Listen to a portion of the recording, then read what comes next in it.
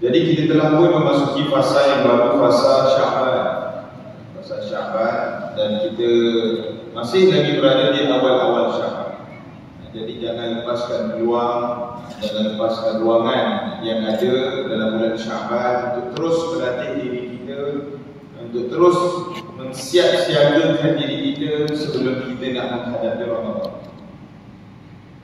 Bila kita sebut Ramadan, perlu ingat satu perkara, Ramadan bukanlah permulaan kepada sesuatu ibadah. Ramadan bukanlah permulaan kepada sesuatu ibadah. Ramadan adalah penggandaan kepada ibadah. Jadi ibadah mudah dimulakan pada 2 bulan sebelum itu. Itulah kita diajar baca doa, Allahumma barik lana fi Rajab wa Sya'ban.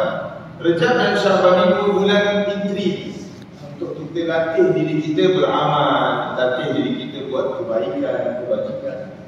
Termasuklah bulan Sya'ban. Disebut dalam satu hadis dan Usama bin Zaid qala qultu ya Rasulullah, Usama bin Zaid tanya kepada Rasulullah, lam araka tasumu min asy-syuhuri min Ramadan ma tasumu min Sya'ban.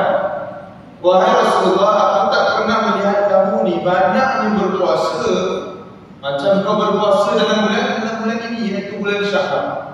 Apa Nabi sebut? Dzalika syahrun yaghfulun nas anhu baina Rajab wa Ramadan. Ini adalah bulan yang seringkali manusia lalai padanya, yang berada di antara bulan Rajab dan Ramadan. Wa huwa syahrun turfa'u fihi al-a'mal ila rabbil alamin. Dan ini juga bulan di mana catatan amalan manusia diangkat oleh Allah Subhanahu wa taala. Fa uhibbu an yurfa'a 'amali wa ana sha'im. Dan aku suka ketika mana catatan amalan aku diangkat oleh Allah Subhanahu wa taala, aku berada dalam keadaan berpuasa. 3 poin yang penting berkaitan dengan bulan Sya'ban. Yang pertama, bulan yang seringkali manusia lalai padanya. Yang kedua, catatan amalan manusia diangkat oleh Allah Subhanahu wa taala. Yang ketiga, Nabi banyak berpuasa pada bulan Sya'ban. Banyaknya Nabi berpuasa seolah-olah nak menghampiri puasa Ramadan. Dah macam nak sebulan berpuasa. Banyak kebilangan. Aku tak pernah, Usama bin Zaid sebut, tak pernah aku melihat Nabi banyaknya berpuasa dalam satu bulan, kecuali Nabi banyak berpuasa pada bulan ini, iaitu bulan Sya'ban. Jadi antara yang boleh kita lakukan pada bulan ini adalah banyak berpuasa sunat. Mudah-mudahan Sya'ban ini diisi dengan perkara-perkara yang bermanfaat, diisi dengan perkara-perkara ibadah. Jangan masuk Ramadan baru kita nak mulakan ibadah. Kerana kebiasaannya orang yang baru nak start up dia punya ibadah pada bulan Ramadan, habis Ramadan, habislah ibadah. Kan? Waktu Ramadan baru nak mula buat solat duha, baru nak mula solat witir. Solat witir pun sebab imam buat tarawih ni, kalau tak buat juga. Jadi baru semua benda baru nak buat. Akibat dia habis Ramadan, takut-takut habis itulah juga amalan kita. Sebab tu kita nak ready 2 bulan awal. Jadi habis Ramadan tu at least masuk Syawal. Syawal lagi dah bulan raya, bulan kenduri, bulan open house kan. Lagi dah susah nak nampak kat masjid kan. Nampak je kat open house, nampak je kenduri, kat masjid tak nampak. Kan? Jadi itu mungkin cabaran. Lagi dah susah nak istiqamah. Jadi itu antara benda yang boleh kita buat bila mana masuknya bulan Syawal. Sama lah juga dengan isu Sya'ban. Benda yang paling menyedihkan kita apa dia? Sehari sebelum atau sehari selepas isu Sya'ban ada satu konsert besar-besaran yang dibuat di Indonesia. Itu yang menyedihkan. 2 minggu sebelum Ramadan ada satu pesta, ada satu majlis maksiat yang dilakukan dekat lembah Penang. Jadi pakat-pakat boykot. Jangan kita pergi tempat-tempat maksiat ni. Dan normalisasi dosa sedang rancang dan sedang dahsyat berlaku di sekitar kita, lagi-lagi duduk di lembah Penang. Jadi sama-sama kita cegah diri kita, keluarga kita daripada terlibat dengan perkara-perkara. Jadi kita sambung perbincangan kita dalam tadabbur surah Fatihah. Kita masih lagi membincangkan tentang ciri-ciri orang Yahudi. Masih lagi pada ayat ghairil maghdubi alaihim. Dalam ayat surah Fatihah, kan, ayat yang terakhir sekali Allah menceritakan tentang 3 golongan secara umum. Golongan yang pertama, golongan yang Allah bagi nikmat, golongan yang kita kena ikut, golongan yang kita kena jadikan sebagai aspirasi, sebagai role model, yaitu minan nabiyyin was-siddiqin was-syuhada was-salihin. Kena ikut empat jalan ni. Jalan para nabi, jalan para wali ataupun para siddiqin yang bercakap benar dan yang dalam kebenaran, was-syuhada, golongan yang syahid ataupun yang bersyahadat, was-salihin, dan golongan para orang saleh.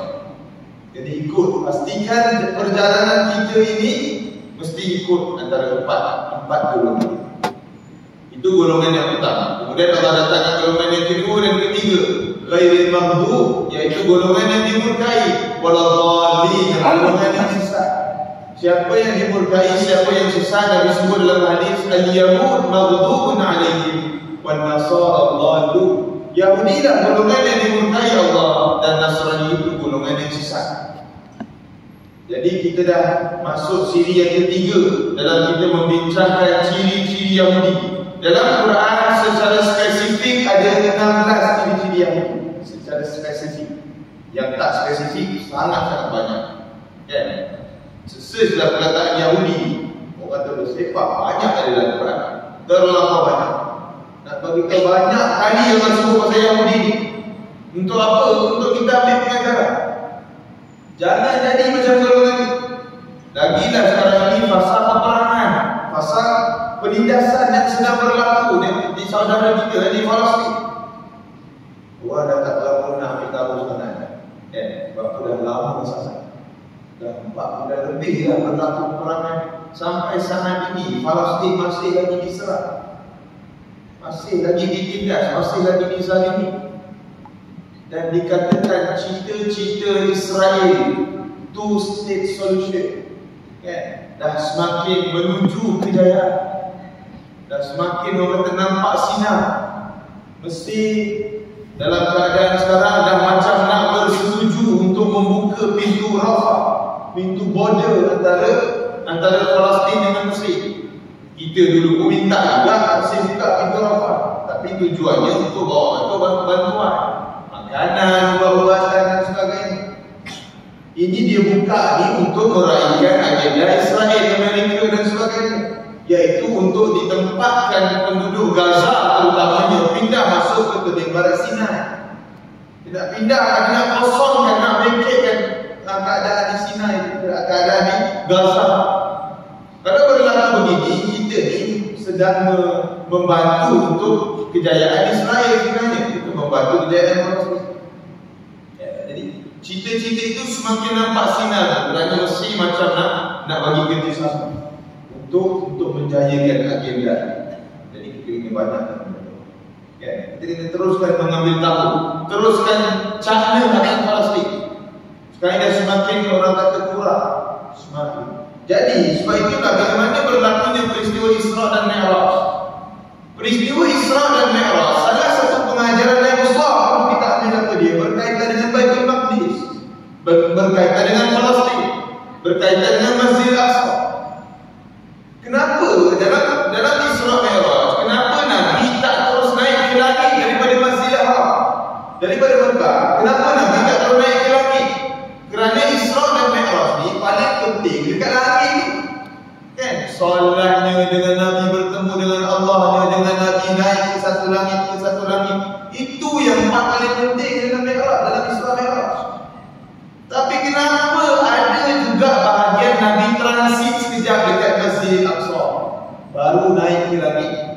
Apa sebab Nabi transit dekat Masjidil Aqsa? Apa sebab Nabi singgah dekat Masjidil Aqsa? Dua sebab. Yang pertama, nak menunjukkan dari Masjidil Aqsa itu tempat yang mulia dan berkat. Mulia dan berkat. Dalam dunia ni, 3 tempat je yang Allah sebut tempat tu ada keberkatan. Directly, secara langsung. Bukan ada sebut tempat yang tak berkat juga. Tapi ini memang Allah sebut dalam Quran, Nabi sebut dalam hadis. Yang pertama Mekah, bibarakatan mubarakah, Mekah yang penuh keberkatan. Wa hadzal baladil amin, surah Al-Jin. Inilah kota yang penuh dengan keamanan, iaitu Mekah. Yang kedua Madinah. Nabi doa dalam satu hadis, Allahumma ja'al min Madinah bi'fai ma ja'alta bi Makkah min al-barakah.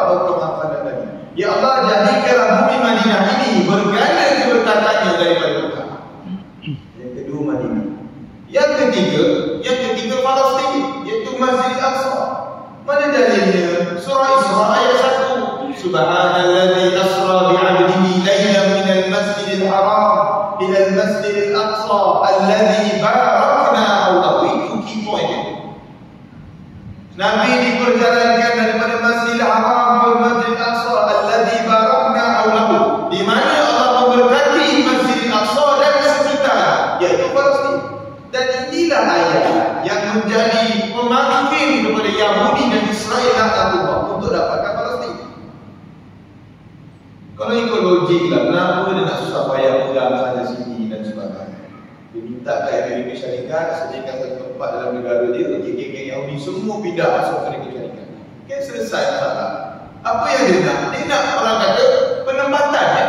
Dia nak proyek khilafah dari sudut penempatan. Itu je. Siap boleh bagi warga negara, tak payah nak perang, tak payah nak menyusahkan. Tapi kenapa dia nak menyusahkan dia pergi perang pula? Kenapa? Kerana dia nak tempat tu sebab dia keberkatan. Dia nak ambil Mekah, tak boleh tanah haram. Madinah pun tak boleh. Yang berbaki, yang berkat dari apa? Dia Palestin. Sebab tu dia bersungguh sangat nak ambil Palestin. Bersungguh bukan main. Terlampau nak. Bila mana Allah menyebutkan alladzi barakna hawlahu, keberkatan pada Masjid Aqsa dan sekitarnya, iaitu Palestin. Bukan kitab tafsir, keberkatannya ada dua bentuk keberkatan. Berkat akhirat, berkat ukhrawi. Satu lagi berkat dunia, berkat dunia. Berkat akhirat, Masjid Aqsa atau Palestin tempat kelahiran banyak para Nabi Rasul, tempat persinggahan banyak para Nabi Rasul, dan tempat kewafatan banyak para Nabi Rasul. Yang kedua, keberkatan dunia dari sudut tanah dia, tanah dan tanaman, segala bentuk tanaman mesti naik, mesti subur. Dari sudut ekonomi dia, sebab pasal ekonomi ni, siapa sekarang tengah pegang ekonomi dunia? Siapa? Yahudi. Ceklah syarikat, company gergasi dunia. Cuba cek. Siapa shareholder terbesar? Kan, mesti Yahudi ni. Memang dia pegang ekonomi dunia. Siapa pegang persenjataan dunia? Yahudi, tangga keempat. Yahudi. Siapa pegang komunikasi dunia? Facebook, WhatsApp, Yahudi. Semua Yahudi pula. Nak bagi tahu, dia kaji Quran. Dia kaji Quran. Dan dia memang lama dah nak dapatkan 3 tanah yang dia pegang. Dan kalau ikut timeline daripada hadis-hadis akhir zaman, lepas mereka berjaya menakluki Palestin secara total, seterusnya adalah Madinah. Seterusnya adalah Madinah. Sebab itulah hadis akhir zaman, bila mana Dajjal nak masuk dalam Madinah, apa yang berlaku? Akan digoncangkan bumi Madinah untuk menghalau Dajjal tadi, dan halau juga geng-geng Dajjal yang ada dalam Madinah keluar. Tak tahulah macam mana goncang tu gempa bumi ke apa tu, Wallahualam. Tapi nak bagi tahu, cubaan untuk mereka menakluki Madinah lepas tu ada. Itu timeline dalam hadis akhir zaman. Ya, kita timeline kita tahu dah, cuma timing kata dulu. Timing. Itu antara yang disebut dalam hadis ini. Jadi mereka memang bersungguh untuk dalam apa-apa. Ini ayat, iaitu allazi barakna hawlahu. Dari realitinya tengoklah siapa yang pegang ekonomi dunia, semuanya ya. Semuanya dalam pelbagai sektor. Semuanya yang. Jadi sebab itulah kita ni kena betul-betul ambil pengajaran daripada cerita-cerita yang ini dalam Quran. Sama lah macam bulan Sya'ban. Dalam bulan Sya'ban apa peristiwa besar yang berlaku? Orang kata Rejab ada Isra Mi'raj, Ramadan ada Nuzul Quran, Lailatul Qadar, Badal Umrah. Dia sama, dia sebenarnya berkait dengan hadis tadi. Zalika syahrun yadkhulun nas anhu baina Rajab wa Ramadan. Sya'ban ini bulan yang seringkali manusia datang padanya, yang berada antara Rajab dan Ramadan. Kenapa Nabi sebut begitu? Orang tak nampak sangat Sya'ban. Rajab bulan haram, ada Isra Mi'raj. Ramadan bulan yang paling mulia, ada banyak itu peristiwa dalam Nuzul Quran dan sebagainya. Apa yang dia baca? Orang tak berapa nampak sangat. Orang leka, orang ambil hancur tak. Tapi sebenarnya dalam Sya'ban ada satu peristiwa yang besar, iaitu perpindahan kiblat dalam Islam. Ni pun pasal berkait dengan Yahudi juga. Cerita semua berkait dengan Yahudi. Kan? Perpindahan kan Masjid Qiblatain ini kan dekat Madinah. Jadi peristiwa ini berlaku selepas hijrah Rasulullah. Kan? Jadi dia melibatkan Yahudi dekat Madinah. Yahudi dekat Madinah. Nabi ni dah lama dah Nabi berharap dekat Allah Subhanahu Wa Taala untuk tukar kiblat Rasul. Lama. Sebab apa? Kiblat Masjid Aqsa itu pun juga kiblat dari Yahudi. Ya, dan Yahudi ni kan klaim Masjid Aqsa tu dia punya daripada dulu dia klaim dia punya. Ya, bapak dia datuk dia orang punya itulah dia klaim kan. Dia dah lama dah dia klaim. Jadi Nabi tak suka betul. Nabi kalau kita kaji sunnah Nabi paling tak suka bila mana pensyariatan Nabi ada persamaan dengan pensyariatan orang Islam. Nabi paling tak suka. Baca hadis kenapa Nabi suruh buka puasa awal. Baca hadis kenapa Nabi suruh bersahur. Bersahur membezakan puasa tak dengan puasa orang kafir. Orang kafir puasa juga. Kan? Kenapa puasa hari Ashura? Kenapa Nabi ada puasa hari Tasma'? Puasa 10 Muharram. Kenapa ada puasa 9 Muharram? Kerana Yahudi puasa 10 Muharram. Jadi Nabi tak suka ada persamaan. Sama lah juga dalam kiblat umat Islam. Nabi tak suka bila mana kiblat itu sama pula dengan kiblat Yahudi. Jadi berkali-kali Nabi mohon kepada Allah Subhanahu Wa Taala supaya berlaku pertukaran kiblat. Yahudi pula tu mendamai dada. Tengok orang Islam ni, tengok orang Islam. Apa-apa kat tempat kita juga dia riba. Tapi pula dari Quran dia mendamai dada. Yahudi. Jadi dilakukan dalam Quran climax kepada rayuan Nabi kepada Allah. Juzuk 2 page pertama sekali. Saya pun sufaha min an-nas. Ayat yang bawah. Qad nara taqalluba wajhika fis sama'. Ada satu masa tu kan Allah melihat Nabi solat. Solat dia biasanya mata tengok kat tempat sujud kan. Tapi Nabi pada waktu itu taqalluba wajhika fis sama'. Wajah Nabi ni menghadap ke langit. Bayangkan tuan. Wajah Nabi menghadap ke langit. Seolah-olah begitulah Nabi solat. Itu climax kepada rayuan Nabi kepada Allah untuk mohon sangat-sangat pertukaran kiblat. Fawalli wajhaka syatr al-Masjidil Haram. Kan? Untuk pertukaran. Akhirnya Allah berfirman pada darah taqalluba wajhika fis sama' falanuwalliyannaka qiblatan tardaha, untuk perpindahan kiblat. Allah terus memberi, orang kata firman Allah terus beri kepada Rasulullah, fawalli wajhaka syatr al-Masjidil Haram. Muhammad palingkan wajah kamu kepada Masjidil Haram. Itulah saat yang Nabi paling suka sekali. Kalau ikut dalam tafsir berlaku pada solat Asar di Masjid Qiblatain di Madinah. Kan biasa kalau pergi umrah haji, orang kata boleh pakai bawa kita ziarah. Nabi punya excited, Nabi tak tunggu habis solat. Kan? Habis solat yang baru nanti dah ikut kiblat baru. Tak. Solat yang sama. Datang ke wahyu tukar kiblat, automatik waktu tu juga Nabi tukar arah terus menghadap ke dekat. Punya seorang. Kan? Akhirnya bertukar. Dan ia peristiwa ini menjadi tamparan yang hebat kepada golongan Yahudi. Itu yang disebut dalam ayat pertama, saya qulu sufaha minan nas ma wallahum an qiblatihim allati kanu 'alaiha. Berkatalah golongan yang bodoh dalam kalangan manusia, iaitu Yahudi. Kan banyak dalam Yahudi bodoh ada semua dia Yahudi dalam Quran. Mereka Yahudi dah kenapa tiba-tiba palingkan wajah terhadap Al-Aqsa pula jadi meroyak. Yahudi jadi meroyak kerana umat Islam dah tak hadap kiblat ke Masjid Al-Aqsa. Apa disebut kul lillahil masyriq wal maghrib. Allah sebut jawab. Sekatilah nak hadap mana pun semua milik Allah. Gitulah lebih kurang. Utara, selatan, timur, barat semua milik Allah. Umat Islam nak hadap mana boleh. Seolah-olah sindir balik. Orang yang menarik sebenarnya kalau kita kaji satu persatu kisah-kisah dalam Quran. Lagi-lagi berkait dengan Yahudi. Kita nak kena kenal betul-betul siapa Yahudi. Itu yang menyediakan kita bila mana ada orang Melayu Islam kita sokong Yahudi. Ejen Mossad, bersepah-sepah ejen Mossad.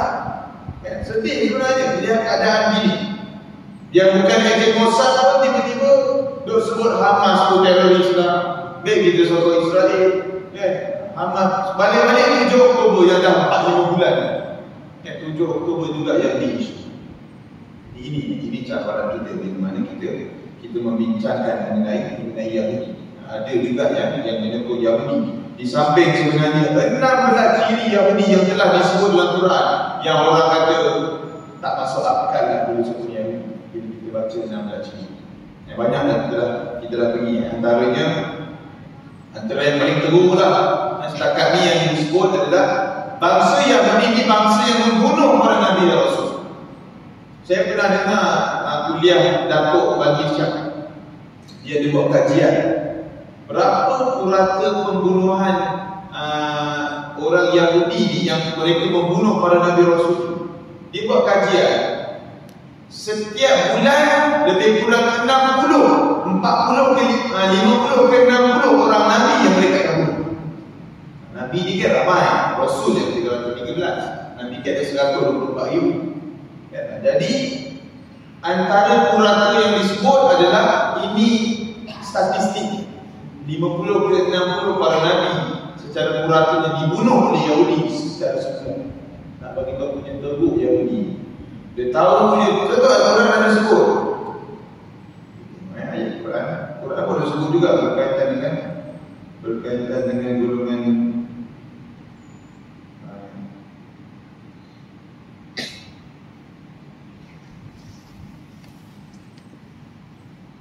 antara ciri Yahudi yang ke-10 bangsa penjenayah. Ali Imran 21, Maidah 7. Maidah 70.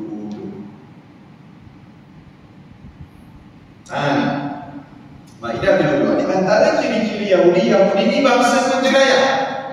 Suka buat jenayah. Disebut dalam surah Maidah ayat 72. Demi sesungguhnya kami telah mengambil perjanjian setia dari Bani Israel dan kami telah utuskan kepada mereka beberapa orang rasul.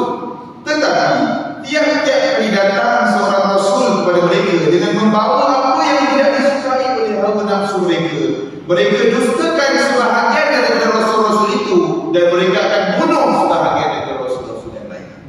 Nak bagi tahu rasul yang datang, nabi rasul yang datang kepada mereka, separuh dia akan dustakan, separuh dia akan bunuh.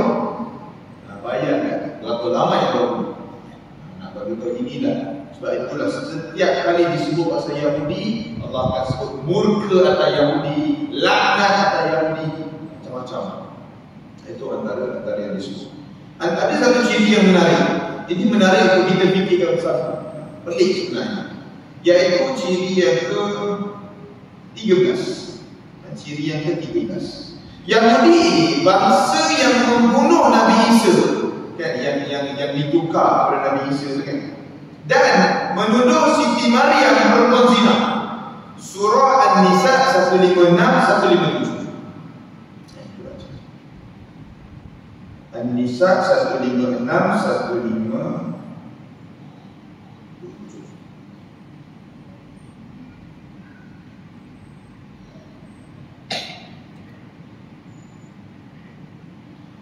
Demikian juga kami laknatkan mereka. Allah sebut lagi Yahudi, kami laknatkan. Demikian juga kami laknatkan mereka dengan sebab kekufuran mereka dan tuduhan mereka terhadap Maryam dengan tuduhan yang amat dustanya, iaitu dengan tuduhan zina. Kemudian dan juga disebabkan dakwaan mereka dengan mengatakan sesungguhnya kami telah membunuh Al-Masih Isa ibn Maryam, Rasulullah. Padahal mereka tidak membunuhnya dan tidak memalang di kayu palang salib, tetapi diserupakan bagi mereka orang yang mereka bunuh itu seperti Nabi Isa. Dan sesungguhnya orang yang telah berselisih faham mengenai Nabi Isa sebenarnya mereka berada dalam keadaan syak, ragu-ragu tentang menentukan pembunuhan. Ini Yahudi. Dua benda buat. Satu, dia tuduh Siti Maryam sebagai penzina. Satu lagi, dia yang dibunuh Nabi Isa. Sebab mereka ni yang diubah kepada Nabi Isa. Kadang-kadang isu yang individu yang diubah wajahnya kepada Nabi Isa itu kadang-kadang faktanya diselewengkan, dimisleadingkan. Okay, biasa kita dengar Yahuzah kan, Yahuzah ni yang diambil daripada musuh kan, ada musuh diambil, ditukar rupanya oleh Nabi Isa, kemudian dibunuh. Ini sebenarnya fakta yang diselewengkan. Kalau baca tafsir Ibnu Abbas, individu yang menggantikan tempat Nabi Isa itu adalah salah seorang daripada golongan Hawariyun. Hawariyun adalah pengikut setia Nabi Isa, 12 orang. Daripada 12 orang itu, ada seorang yang gantikan tempat Nabi Isa dan kemudian dibunuh. Jadi fakta tak betul. Kalau kita sebut Yahuza itu diambil daripada musuh, ditukar, tak betul. Sebenarnya yang menggantikan Nabi Isa adalah orang beriman yang menjadi pengikut Nabi Isa. Hawariyun ini yang rapat dengan Nabi Isa. Itu antara fakta yang perlu dibetul. Kalau baca tafsir akan berbeza dengan biasa yang kita kenal. Itu antara yang kita diharap.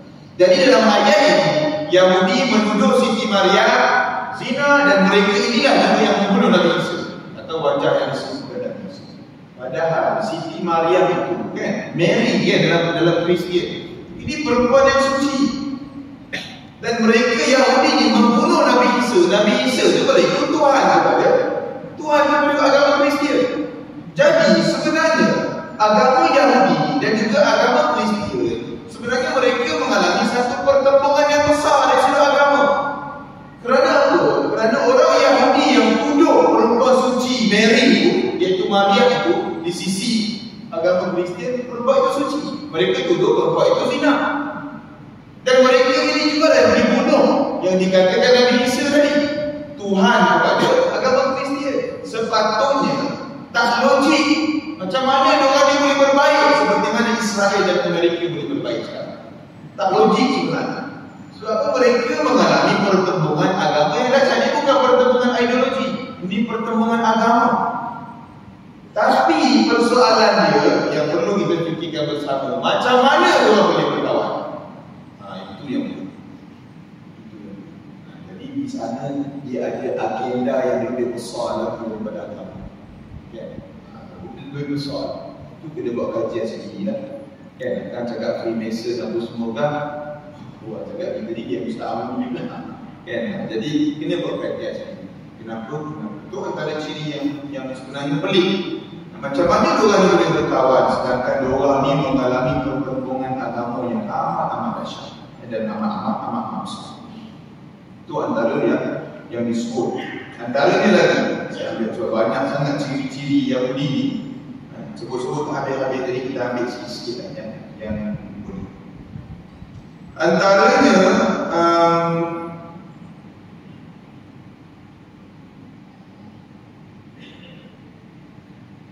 disebut di sini Yahudi ini bangsa yang suka makan makanan yang batil.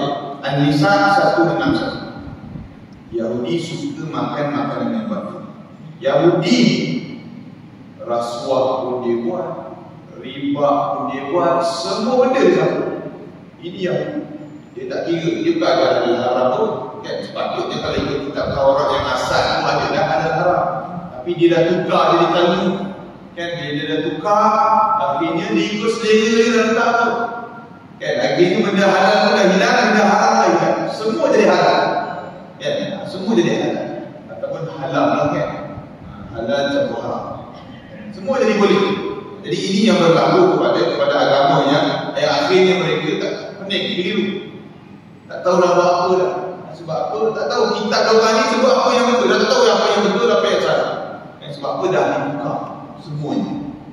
Jadi dalam ayat ini disebutkan bangsa Yahudi ini bangsa yang suka makan makanan yang batil. Antara rasul disebut dalam Al-Quran. Diorang ni suka makan rasuah, disebut dalam tafsiran Al-Quran.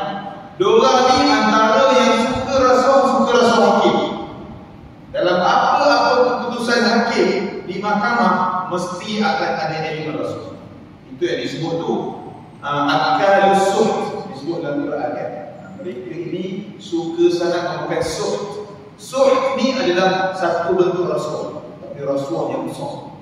Rasuah yang besar. Jadi dia ada rasuah ada kategori riba. Sama macam riba. Ini bangsa yang suka makan riba. Riba ni adalah bentuk pinjaman yang ataupun hutang. Contoh bagi pinjam 1,000 Kan? Bila bagi pinjam 1,000, bila kita sebut bagi pinjam 1,000, automatik ulangannya pun kena 1,000. Itu namanya hutang atau pinjaman. Bila bagi hutang 1,000, nak balik 1,500, itu namanya hutang. Kena faham. Dia beza dengan jual beli. Sebab Allah sebut wa ahallallahu al-bai' wa harrama riba. Allah halalkan jual beli dan Allah haramkan riba. Pengharaman riba ini fokus utamanya adalah berkait dengan pinjaman dan hutang. Ada pun jual beli, contohnya saya beli botol air mineral ni RM1 contohnya. Saya jual balik RM10. Boleh ke tak boleh? Boleh. Kita makan, itu profit. Sebab apa? Jual beli ini di atas dasar sukarela. Kan kita nak beli botol ni RM10, padahal kita tahu market price RM1 je. Kan? Tapi nak bagi tahu dia ikut dia. Kalau dia nak beli, dia beli. Dia tak nak beli, tak nak beli. Benda tu bukan paksaan. Riba ni dia ada paksaan. Anak perlu bagi aku RM1,500, aku beri profitnya RM1,000. Lagi-lagi orang tu terdesak dan sebagainya. Ini penindasan yang benar. Jadi itu beza jual beli dengan pinjaman, dengan hutang. Jadi mana-mana yang berhutang, yang ada pinjaman, pastikan amount yang dipinjam mesti dipulangkan amount yang sama. Okay. Konsep perbankan Islam yang digunakan konsep tawarruk. Kita kena faham, tawarruk bukan pinjaman. Tawarruk itu adalah jual beli. Sebab itulah mereka boleh markup price, boleh markup profit daripada proses tersebut. Kan? Berbeza dengan perbankan konvensional, dia kekalkan dengan entiti pinjaman. Yang dia tak melibatkan komoditi dan sebagainya. Kan? Jadi sebab itulah beza perbankan konvensional dan perbankan Islami. Walaupun di sana ada orang kata ada sama je kan, dia tukar-tukar nama bagi nampak Arab-Arab sikit kan. Jadi halal.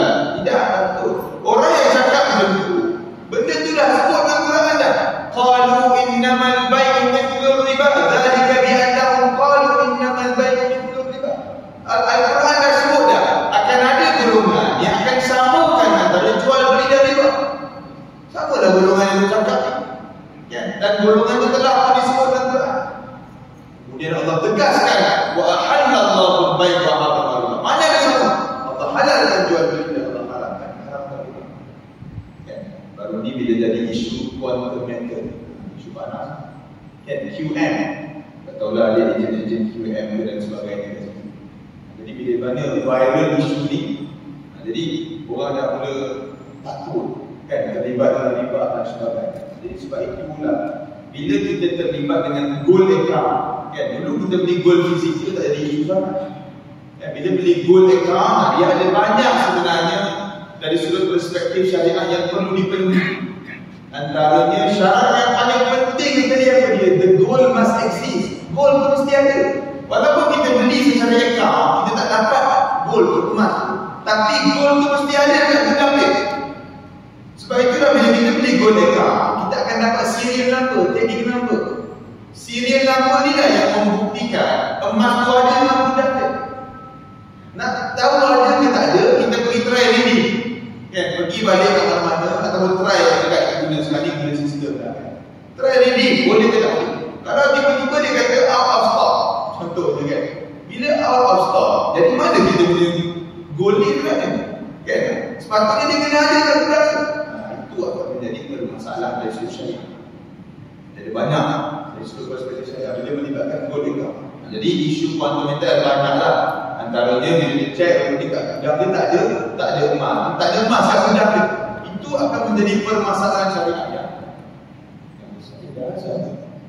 Wallahu a'lam. Sekali itu saja perbincangan kita pada malam ini. Mudah-mudahan kita kembali semangat untuk semangat ke Palestinan kita bila mana lebih mengenai Yahudi dan sebagainya. Teruskan berdoa, teruskan bersolidariti dan teruskan memboikot.